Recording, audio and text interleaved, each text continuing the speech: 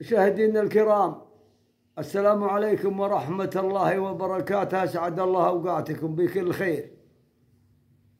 قصتنا اليوم قصة من سنين الجوع، الله يكفينا شر الجوع.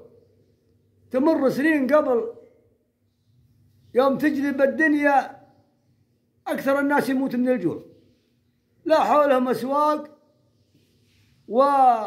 وزراعة ما فيه، والحلال إذا صار هزل تقطع بهم السبل، لا في شيء يبيعونه ولا في شيء يجيبون عليه. وأهل القراية على هالنخل إن كان السنة زينة وثمر النخل أكلوا منه وباعوا شوي وضبوا شوي، وأهل الحلال بالمثل. وعيشت الناس قبل عليه قمح وتمر، والقمح اللي يطلع له من يسوون مزيرعات على المطر، اللي تطلع كيسين واللي تطلع 3 أكياس، شيء يضبونه لهم وشيء يبيعونه بالصاع. وهذه حالة الناس قبل، ودراهم ما معهم. التجار اللي يسمونهم التجار اللي ما عقبهم، اللي معه 3000 ريال فرنسي، واللي معه 2000 فرنسي، واللي معه الله بحدودها. غير كذا ما في. عيشت الناس على الله وعلى المطر. إذا الأرض ربعت هذا هم ما عليهم خلاف، وإذا الأرض أجذبت الله راحوا. والتجار ما كلهم، حنا ما نشمل التجار كلهم، يتصايدون الفرص، عندهم طمع وجشع، وثم يضبون اللي هنا من أكل يقول والله ما عندنا، إلى ما يصير الضعف 10 أضعاف. وحنا ما نشمل الناس كلها مع بعضها، لكن الغالبية منهم يتحاينون الفرص بهالمسلمين. إلى جاء موسم ضبوا القمح، اللي هنا من قمح واللي هنا من تمر، وخزنوه. إن صارت السنة زينة باعوه براس ماله، وإن صارت مجذبة اخزنوه. الياما الناس تنشب شوي. صاحبنا هذا صاحب القصة مشتري تمر ب3000 ريال فرنسي، وحاطه مستودعاته، والتجارة مستلم من أبوه شويبا ذوان صار عمى، من أخسهم هذا شويب. لكن ولده سبحان الله به نزغة المروة، وتجي هاك السنة هذه اللي عليهم، هذه سنة يزينها الله. يا يبا خلني نبيع التمر، يقول لا اصبر، اليما يجيب 10 أضعاف. يا يبا حنا ما يصير نتحكم بالناس، وهذا حرام مقت. نبيع مربح وندعى الناس ياكلون، اللي بعضهم يصيح وبعضهم يليع وبعضهم يشحذ وبعضهم ما هو لاقي حتى اللي شحذه. قال ايه حنا وكيل ادم على ذريته، ما علينا منهم. شوي خسيس مره.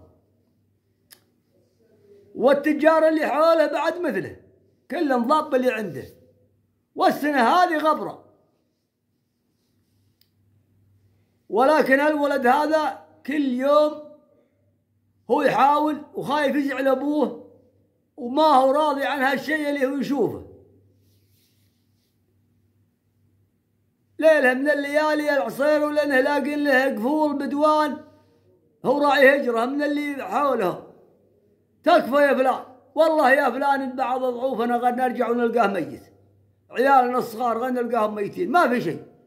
لا حولنا اسواق، والبعارين اللي عندنا متقطعة ما توصلنا لا عراق ولا توصلنا شمال ولا توصلنا حتى الحجاز يمكن تجي بواخر على البحر وتجي. والله أن ما ورانا غير الموت، أهلنا ما يمكن نلقى بعضهم ميت،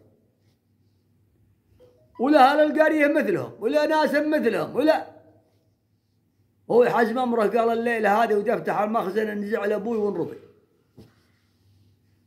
والله اني لا لوزعه لوجه الله حتى ما بيع.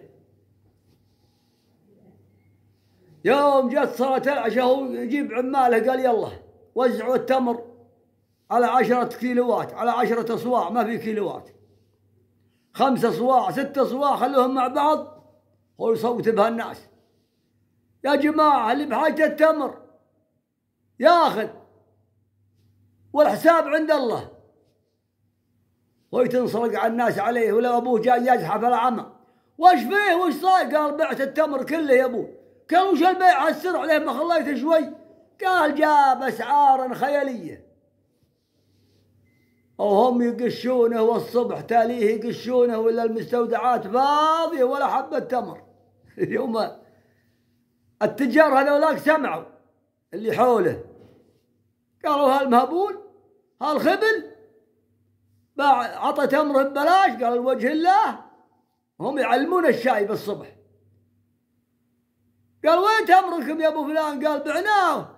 قال لا، عطاك ولدك عطاه لوجه الله. قام شوي فروا لانه مغيب. قال عطى، قالوا عطى. هو يقوم على الولد يا خسيس يلي ما بيلي يلي. قال يا يبه والله انا حقه اني بايع ب10 أضعاف، 10 أضعاف قيمته. قال من هو عليه؟ قال على رب العالمين. إلا والله شوي لا يحدر ولا يسند. يوم أخذوا حول 20 يوم فرج لها المسلمين، وكلنا أخذ تمره قلة تمر، والبدو يأخذ والحضر يأخذ وكيفوا والناس على هالتمر. قيمة 3000 ريال فرنسي التمر اللي هو عطاه لله. هكا الحين مثل الجميح اللي عنده 3000 ريال فرنسي، مثل الجميح الحين. وهي تجي من صندوق المخايل برق ورعد إلى ما قشت نص الدور، حتى بيتهم هم نص انهدم. والتجار بعضهم مخازن راحت مع السيل هي واللي بها. هو يجي الصبح عقب ما أبخر السيل، خف السيل وأفخت المطر، إلا والله هم شارين البيت هذا له مبطي شاريه أبوه من واحد مهاجر، بيت قديم طين، طبعا طين. يوم انه قاش سبحان الله طالع تنجره هذا كبرها بها 3000 جنيه ذهب.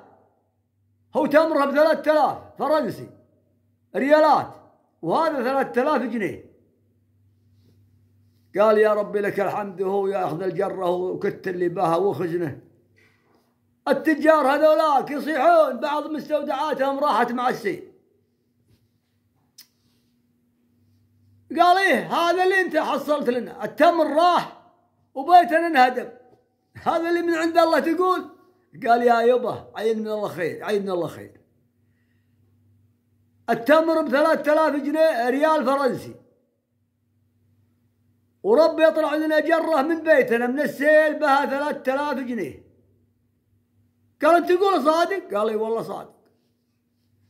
والتجار اللي يعلموك واللي يضحكون علينا بضيع امرها بالوديان راحت مع السيل، قشهم السيل. وهذا تراه بالدين حرام انك تخزن السلع اللي بحاجتها الناس وانت شايفهم ما لهم مجال عنك، هذا يسمونه مقيت حرام. لكن تجارنا قبل الله يسامحهم اغلبهم هاللون من اهل المقيت، وشوي بهذا اولهم جعله ما يفتح عمه. وشوفوا عوض الله يوم الله سبحانه وتعالى سوى لله، الله عطاه بنفس اللحظة، ما في فرق 20 يوم بس، ولأنه غني إلى يوم يمكن إلى اليوم ما رثيت أغنياء. وهذه قصتنا مع التجار القديمين، ما هم الجديدين. الجديدين الحين إن شاء الله انهم أزين من الأولين، هذول اللي يدسسون الغربان بالمستودعات. والناس بخير اليوم، ما هم بحاجتهم حتى لو دسوهن.